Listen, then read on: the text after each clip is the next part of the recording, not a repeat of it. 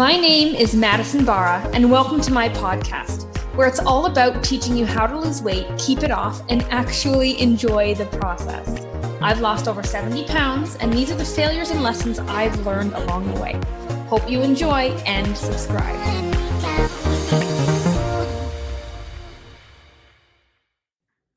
By doing this one thing, you will always stay overweight. I'm going to demonstrate this with a story. So there was this professor, and he was in front of this huge lecture hall, and he kind of slammed this big glass jar on the table. And then he proceeded to pull out some rocks, big old rocks, and he put them in the jar. And he filled it to the top. And then he looked out into the lecture hall to the students, and he asked, "Is this jar full?" And the students said, "Yes, it's full, obviously."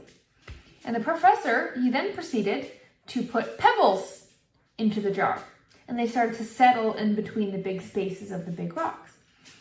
Then the professor asked, "Is this jar full?" And the students were kind of catching on, so they said no. So then he proceeded to take a bag of sand. He dumped it in. It filled the cracks between the pebbles and the big rocks. Asked the class, "Is this full?" And then for his last little surprise, he took some water, a big jug of water, dumped it in, and that even filled in between the sand. And then he looked out to the students and he said, "This jar is your life. The big rocks represent the important things, your health, your family, your values.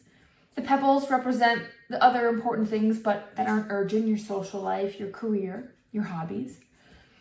The sand represents the things day to day that aren't important, but take up a lot of our time. And then the water represents distractions in our life, like social media and gossip. And if you do not prioritize the big things first, the big rocks first, you won't be able to fit much in your jar.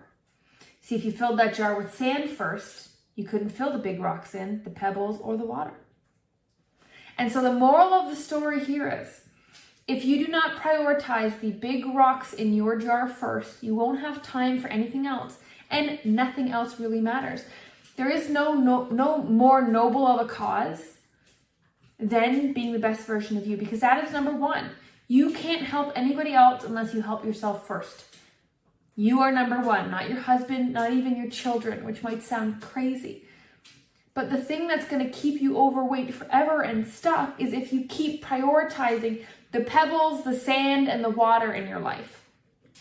Until you actually decide what those big rocks are in your life, and that's what you put in the jar first, you will always feel overwhelmed. You will always feel like you don't have enough time, and you will always feel like you never actually finish your to-do list. You know that laundry list of stuff you have to get done?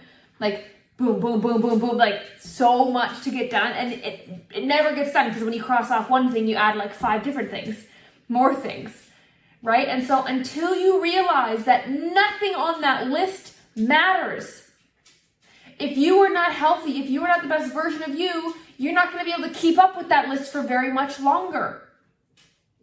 And when I was overweight, when I had the 80 pounds on me, it always seemed like my days got away from me. Like the days just flew by and I couldn't get anything done or anything fully completed. And I felt defeated. I felt like I was always one step behind. I would prioritize that my family ate well. I'd make sure they had food on the table, but then I didn't prioritize a meal for me. And so I'd end up making something quick and fast, usually a spoonful of peanut butter in the pantry late at night, right? A couple spoonfuls of ice cream, a handful of chips, fast and easy, because I didn't make time for me. I made time for everybody else except me. I made sure my friends and family stayed active, and I'd recommend workouts, and I'd invite them to the gym that I owned at the time, Kingdom of Iron. But again, I didn't make time for my workouts. I was focused on everybody else. At the end of the day, I had no motivation and definitely no energy to take care of myself and get a workout in. And so I was left burnt out and starting to get a little resentful, actually. A little resentful to all these people that I was giving all my energy to. And it wasn't until I said, enough is enough. I'm never going to have enough time. I need to make the time. That's the key here, guys. It's not how do I rearrange my schedule or what can I pawn off on the husband and we can switch. It's not about rearranging or there's some magic thing that you're missing or one thing you can drop, one thing you can add. It's not the key here. It's never going to be that. There's never going to be the right time. You're never going to have the right information, enough information. It's about making the time. If you don't make the time for your health, life will make you slow down and get sick. That's how this works. And so you have to prioritize the big rocks in your life, or you're not going to be the best mom you can be. You're not going to succeed in your career. You're not going to be able to have time for hobbies and fun and adventure and excitement, which is what life is all about. So if you feel like you have been stuck on your weight loss journey, if you feel like you just can't get in front of your health, there's no special answer here. It's you need to prioritize. But here's the thing.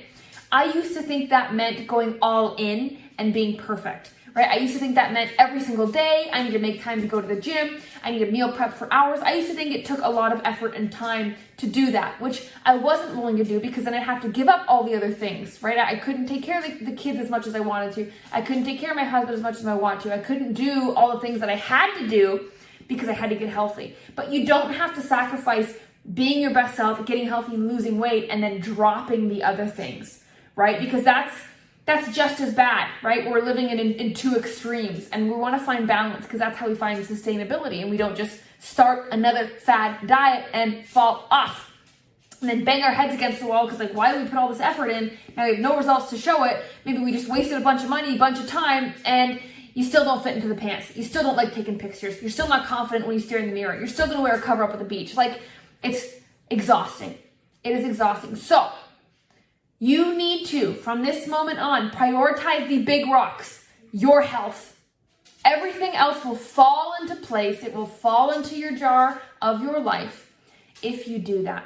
But the key is to start small. Do not overwhelm yourself when you already have a huge to-do list, right? I would start with, when I was trying to lose my weight, now I love working out every day, and I've created a lifestyle where I can actually fit working out in every day. But that is not how it started. It started with me doing 10 squats while I brushed my teeth because that's all I could fit in or all I could motivate myself to do, right? It started with me adding, an extra cup of broccoli at my dinner, even if it was pizza, So it's like, what are the small things that you can do? Because we think they don't work or they're not going to matter or be impactful, but I promise you that they are. You throw a pebble into a lake and it just ripples and ripples and ripples. And these small actions, these small things, they do have huge effects.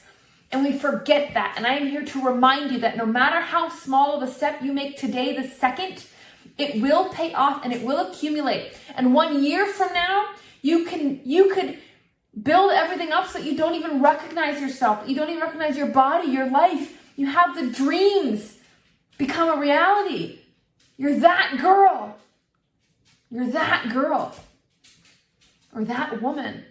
And so do something freaking small, right? If you normally drink 5 sodas a day, drink 4 and have an extra glass of water. Like, that's all I'm talking about here. We think it's complicated. If you normally eat a piece of cake every night, have half a piece of cake every night. No one said you had to stop eating the cake. In fact, thinking we had to stop eating the cake makes us want the cake more, and then we usually have 5 slices because we're like, oh my God, I'm never going to get it again.